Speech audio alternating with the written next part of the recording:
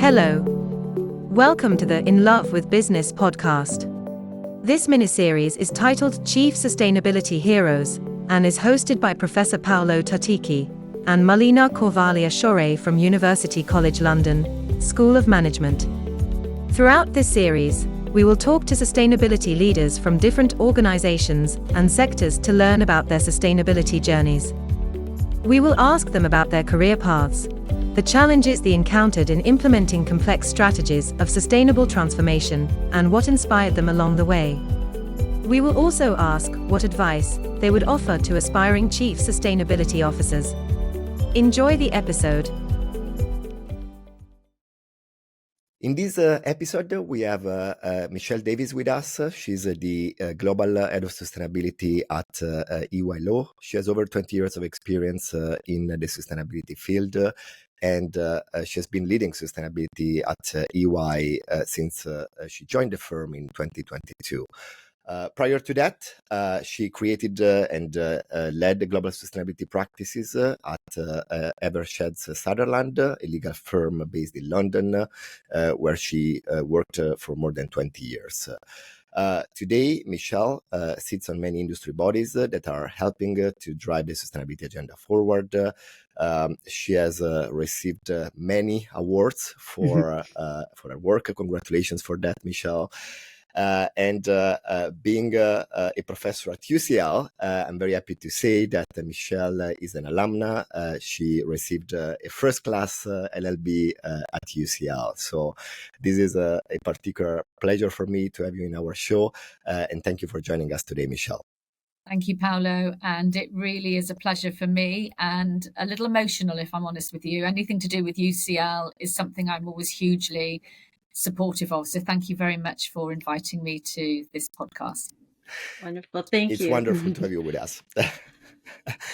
So, Michelle, can you tell us a little bit more about your background and your path to become a Chief Sustainability Officer?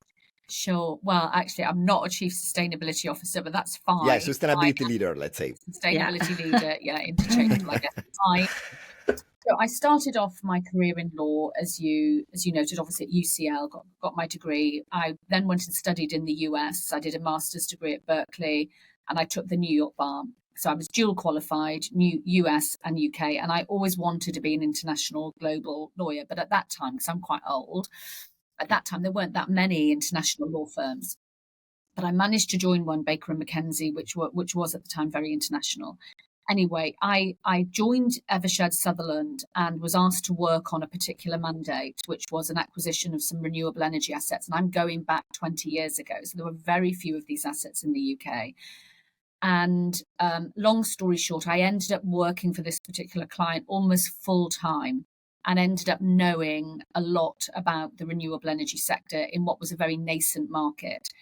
And so I was able to enter that market very early, build up quite a big team of over 100 lawyers, and we really dominated the UK renewables market together, actually, with some colleagues from EY who were in the financial advisory space, and they were advising on the financial advisory pieces around renewables projects. So that's how it started, and we grew this really big team in the UK, very close to the government. We heard that the subsidies were going to be stopped in the UK, and we had to quickly pivot and focus our attentions on the global market. And so we developed this international team that was working on predominantly renewable energy projects around the world. Fantastic clients, fantastic team. Eversheds Sutherland is a fantastic firm.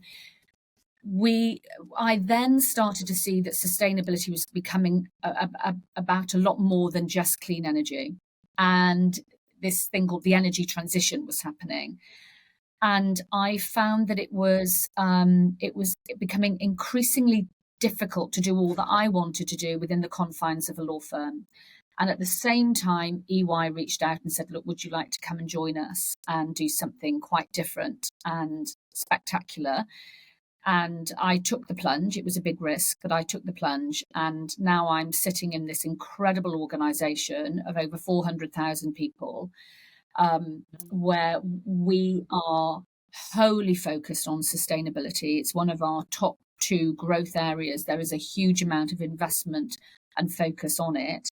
And the real pleasure for me is I get to work in a dynamic which is full of experts across so many different areas, and the projects that we get involved with are so different to what I could have done at a law firm. And the other advantage is that we and the team, because I now lead a global team of almost 200 lawyers, we get involved very early in these projects with the clients. The three areas we focus on are clean energy and energy transition, and that is predominantly projects focused. It's about the financing, it's about the construction of those projects, it's about the transactions that exist around them. Then sustainability regulatory, where our key areas of focus at the moment, because it's all client driven, are around supply chain and greenwashing, as well as compliance and advisory around regulation. And then thirdly, the carbon markets. And that's because I really believe that the carbon markets have a huge role to play in the energy transition. I prefer that people didn't have to buy credits to generate carbon, but we are in a transition, and so carbon credits are going to play a big part. And actually, carbon credits can play a huge role in helping to finance some of the more nature-based type projects, which are going to be essential if we're going to keep this biodiversity balance that is needed as we decarbonise. So that's how I got into it, and that's what I've ended up focusing on. But I love the sector, as you can probably tell, and I'm so pleased that I have an opportunity to be in an organisation which is so focused on it. Yeah, I can definitely see your passion. Yeah. What is particularly attractive to you of about working in the sustainability field? Okay, there are lots of things actually, Paolo. Do you know, one of the main reasons are the people. So I get to meet fantastic people like you and Melina, and everybody that I work with in the sector predominantly is really committed to it. You know, the people at the financial institutions, within the pension funds, within the insurance companies, within the banks, within the asset managers, they are by and large really passionate about what the sector is trying to achieve. So one is the people. There's a small community, as you probably know, Paolo and Melina, where we all know each other. Yeah. And I do feel like we're all on one path towards achieving something which is essentially good. I also love the fact that it's dynamic. It's changing all of the time, and I personally find At times even too dynamic. Yeah. You know, I'll give you a real life example. So it just astonishes me that we could all focus on decarbonisation and not think about the impact that decarbonisation was having on nature and biodiversity and forestation, etc. And of course, that's now all coming into the regulation and is something that has to form a component part of any sustainability project, if you like.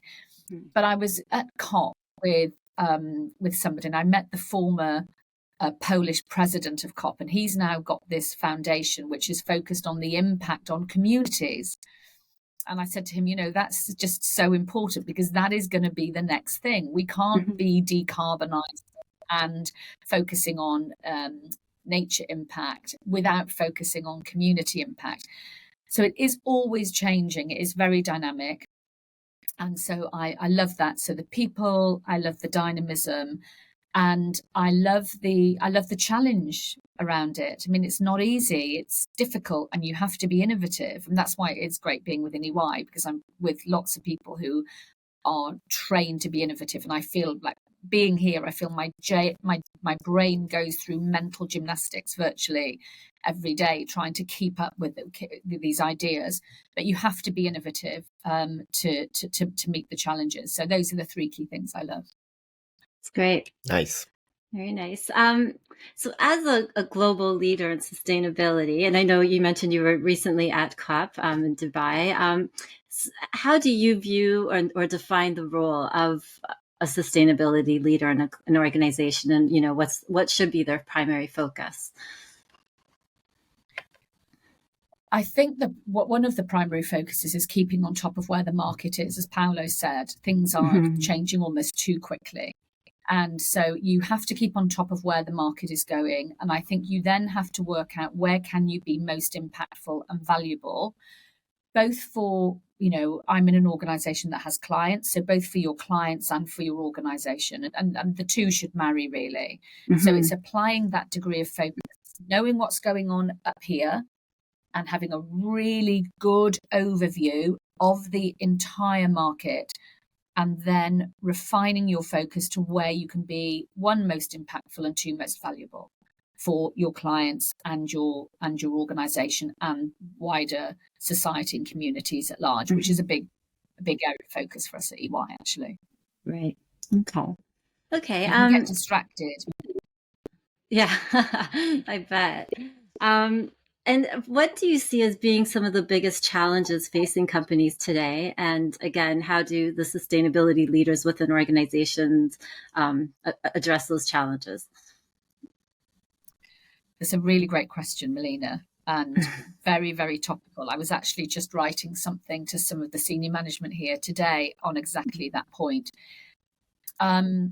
So I think with most businesses in the current environment, there are so many challenges that they are facing. They are facing, higher capital costs. They are facing energy security issues. I mean, we seem to recover from the energy security crisis, and then something else happens, which has just happened in the last couple of days. There are many financial and geopolitical and macroeconomic circumstances that are affecting them, and then they have sustainability. And CEOs and CFOs, quite rightly, are trying to prioritize. And I think our job as sustainability leaders is to recognize this. We can't be cracking the whip and saying you need to get from A to B in this time period if that is simply not going to be viable from a business perspective for those organizations. And I posted something on LinkedIn recently where I said, there's a lot of talk around businesses becoming stranded assets if they don't move quickly enough. Yes, that's true. But they could also become stranded if you push them too quickly, because you don't want them to go out of business. So I think to summarize, the challenges existing in the world as it is at the moment, with all the different financial, economic and social pressures that organizations are facing, the sustainability leaders need to recognize that and to help our organizations transition in a valuable and sensible way. So they get from point A to B, but it is in a way that is going to enable them to continue to be sustainable. That's why I said on the carbon credit point, personally, I wish we didn't have to use carbon credits, but I think we're going to have to if many of these hard to abate sectors can transition in a way that enables, one, their business to be viable and to continue, and secondly, and this is really important, their people to be reskilled, because you want all of their people to transition into the sustainable environment that the organization is moving to. But you can only do that if it's done in an orderly, carefully crafted way, I think. Absolutely. And I really appreciate, Michelle, the way you speak about sustainability, because it truly reflects system thinking and the principles of creating the conditions for a just transition. And I guess the system thinking and a just transition are two pillars of sustainable transformation and sustainable development, and it should be at the core of the work of everyone. So really like that type of thinking. So as we said, this field is moving at the speed of light, and I guess it's at times challenging for us who are in this field to keep up with what is happening, and it's probably even more challenging for others who are not directly in the field. So one question I have for you, Michelle, is how do you stay up to date with the latest trends and best practices? And what do you think are the critical skills that sustainability leaders should have to do well their jobs? That's a great question, Paolo, because I just can't keep up. If I'm honest with you, I can't keep up to date with everything. So what I do, what I have to do is I've got a number of leaders who lead in specific areas for me, and they are all over areas. But how do I keep up to date more broadly with what's going on in the market? Look, being in EY is a massive bonus because I just have access to a wealth of information, and I could spend 20 hours a day just being on calls, listening to what's going on in the market if I wanted to, because we have economists and we have financial experts and we have technical experts, etc.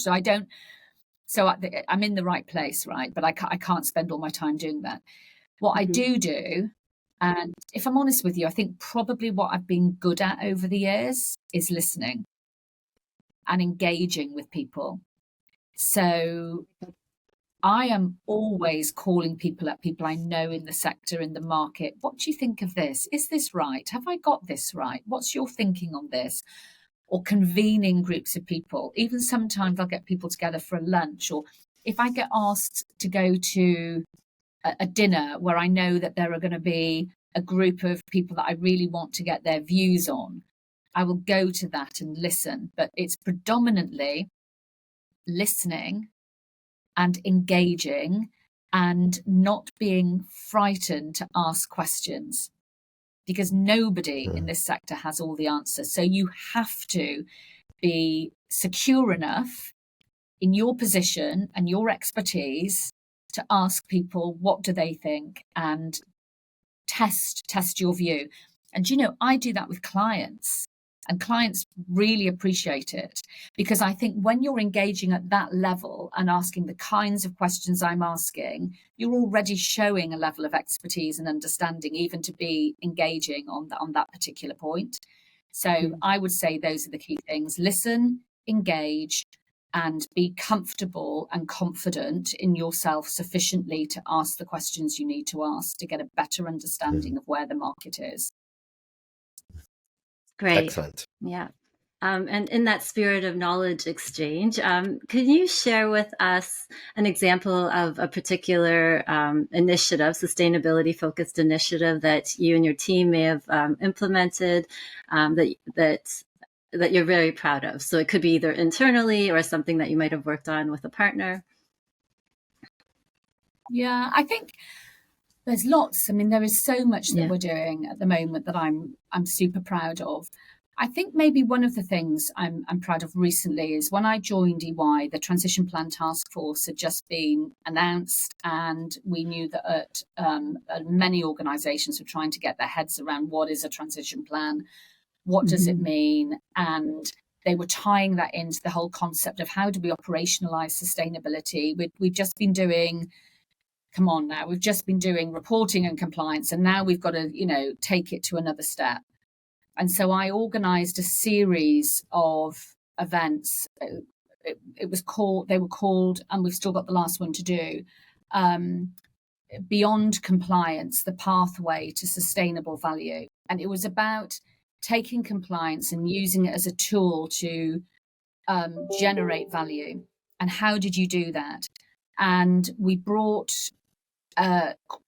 people together across different sectors, across financial institutions and real economy clients, government, NGOs, and we brought them all together for this series of events. And as I say, we've got the last one coming up. And the only reason the last one hasn't happened is because, as Paolo has said, the world has moved on so quickly in the last 3 or 4 months.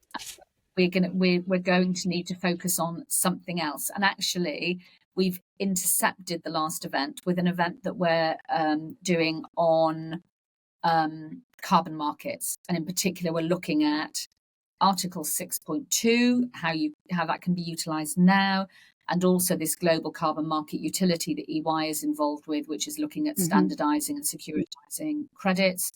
Because we just think clients need to be aware of this now. Even though it's going to take time, they need to start building in the potential to access the carbon markets in a very different way to how we have done previously into the design of their sustainability strategies, in particular their projects. So that's the only reason we've put it off. But that's probably what I'm most proud of, because I think we probably were one of the first organizations to really focus on how you operationalize sustainability in the context of transition planning. Right. That's great. Yes, when Paolo and I were preparing for our meeting today, we saw a piece that you had posted recently on LinkedIn where you talk about that and the importance of legal teams to focus, well, obviously on compliance and risk management, but to think more so in terms of like how do you create value, and so it's a very interesting point. Yeah. The other thing I think with legal, sorry. Oh, no, I go was ahead. the other thing with legal, and it's no difference in a legal team to how it is within the rest of the organization. You know, gone are the days of having a chief sustainability officer who, you know, and sustainability sits here and everything to do with sustainability is here. You know, it has to infuse throughout the whole organization. So when anybody is doing anything, they are thinking about sustainability risk and the opportunity to access value in the same way they would with anything, you know. So it's exactly the same with legal team. The legal team within an organization should be infusing it throughout. That's great. That's a perfect segue actually to our next question, which is about how to engage employees. And you mentioned, you know, at your organization, you're 400,000 employees strong. So how do you go about engaging employees across an organization, you know, big or small, but whether or not they have sustainability within their title? Yeah, I think you have to make sustainability part of your DNA, which is what we're doing at EY. Listen, it's still a journey for us. We're not where we need to be, and I genuinely am not the qualified person to talk about where EY is. Somebody else can do that in another podcast. But in terms of what I do, I can talk about what I do with my team. So I'm responsible for global sustainability. I have a team, and you know, that team is very committed, driven, and it will be keeping up to date with sustainability. Will be thinking about sustainability in everything they do. But the other thing I have to do is I have to make sure that all the lawyers across the legal firm, and we're one of the largest legal teams in the world, they also have to be building sustainability into everything that they do. That's more about the work, though, that we do in terms of us being sustainable and behaving sustainably within the workplace. I sort of have to rely then on the wider EY machine to deliver that. But what we do is we have constant communications, constant updates. You know, you can't really go anywhere in the office without seeing stuff about sustainability. It's all over our messaging, in our reception. It is right throughout the organization, and that's what we're trying to do, is just build it into our DNA. We get things wrong. You know, I came into the office yesterday and I had a wet umbrella, and the guy on reception immediately took me to this machine to put it into a plastic bag. And I'll mention that, but that's something, you know, but, and every organization will get things wrong. But the point is that there'll be people coming through this reception and they'll be very aware of that. And that will be something that they will also pick up, you know. So we, I would say, out of any organization I've worked in, this one really is building it within its DNA. But I can't really talk more broadly, I'm afraid, because I'm not responsible for that within the organization. Yeah. And Michelle, I'm wondering, in all the work you do with clients, what are the most kind of common questions that come up? What are the kind of most common challenges that they face that call for advice from EY kind of legal team and kind of involve ESG problems? Yeah, so I think it will be. I think carbon credits will be a big part of it. Carbon credits, yeah, but that's not hitting yet. But I think it will be. But right now, it is around how do they decarbonize? How do they transition their businesses to net zero? And the decarbonisation piece is part of that. How do they transition to net zero in a way that is financially viable? How do they comply but also use that compliance to access value? And then there are specific areas of concern. So in law, what we are seeing, and not just in law actually, right across the business, we're seeing a real focus on supply chain.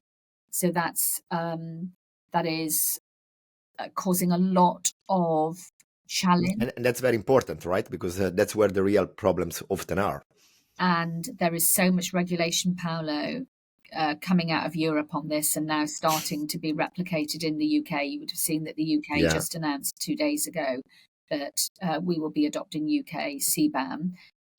And we're going to have to adopt a lot of the European regulation on supply Yeah. chain if we want to be able to continue to trade with Europe. So, you've got the Deforestation Directive, you've got CBAM, you've got CSDDD, you've got the battery regulations.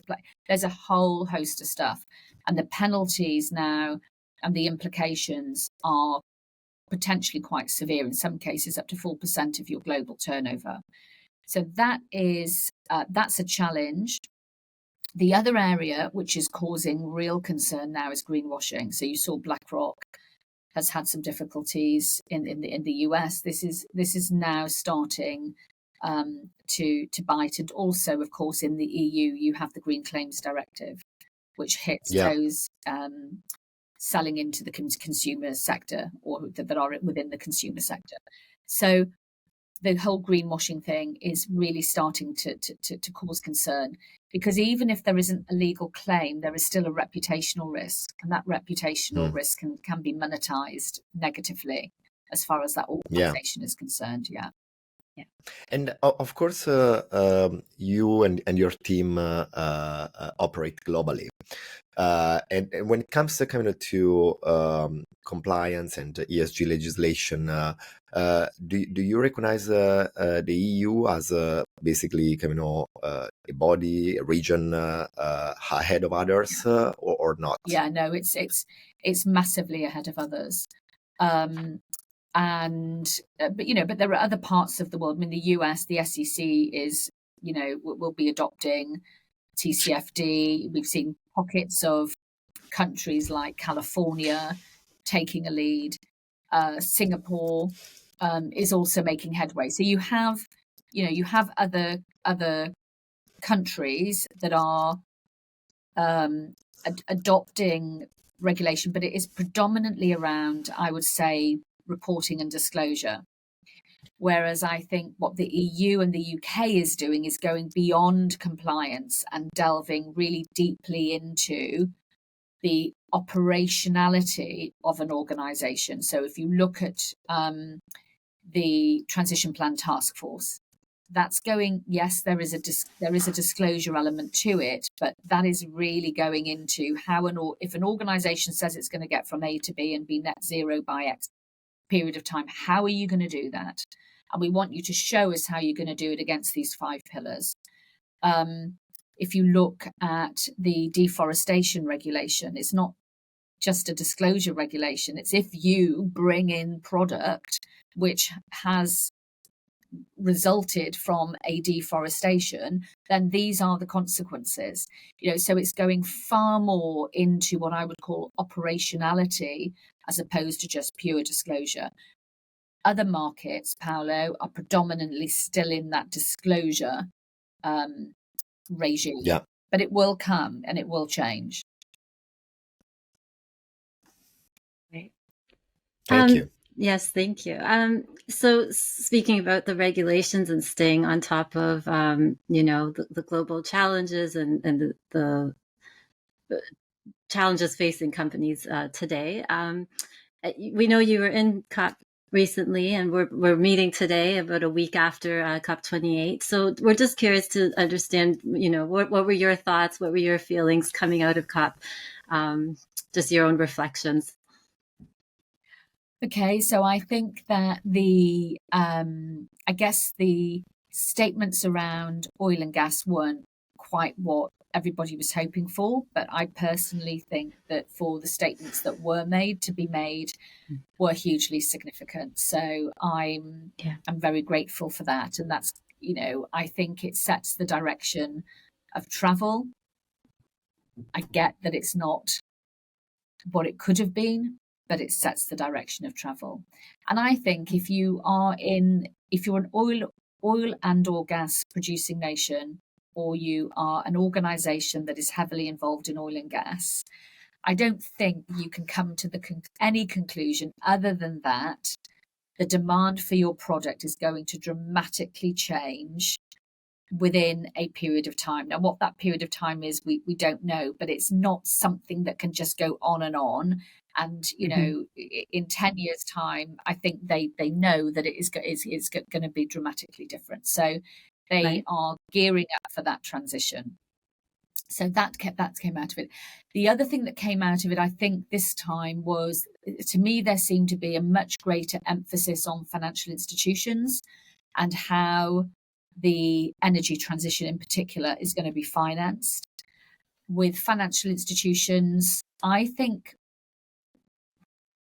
waking up to the fact that sustainability offers real opportunities for them to monetize. So I got a sense that there is far more innovation around that. And I think the GCMU is a really good example of how financial institutions can come together to create something that is innovative and that can really drive the transition forward by creating a financial instrument that can really be traded and also then be used to finance transition projects. So I guess that was the second thing coming out of it. The third thing was that there was a lot of business being done at COP, sustainability business. And somebody made the comment that this COP was more like as much a business meeting as it was a meeting around policy. And so, that could be taken as a negative thing. I don't see it as negative at all. I see it as hugely positive. You've got organizations, real economy clients, financial institutions, governments all coming together to find ways in which they can make this happen. And if they can make it happen on the sidelines, actually agreeing deals, I think personally that's a fantastic thing. So those three things I would say probably struck me more than anything else. Innovation from the financial institutions, the oil and gas statement shouldn't be taken as negatively as some have taken it maybe, and then the third point was made. Right. Yeah. And it's interesting you said this because we recorded another episode this morning with a guest from Microsoft. And speaking of COP, he basically commented on the unprecedented level of presence of corporate and business in a COP event.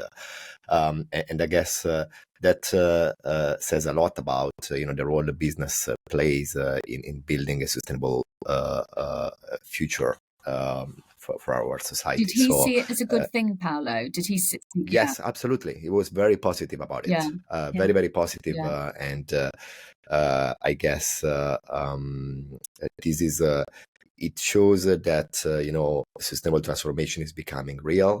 It shows that I guess organizations understand that today that is not just about compliance, is not just about risks.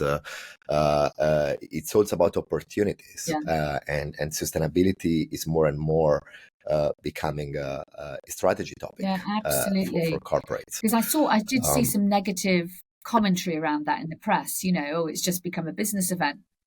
Well, how fantastic is that? That it's actually businesses now engaging on this.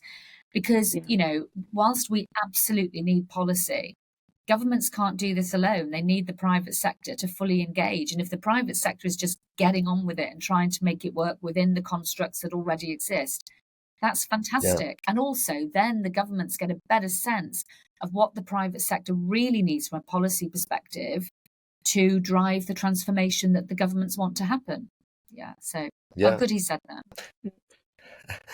And Michelle, I would like to kind of close this episode kind of going back from where we started. So we started kind of speaking about your time at UCL as a student, and I guess there could be students watching or listening this podcast, and Today there are many good programs offered by universities around the world that do educate students on the topic of ESG and sustainability.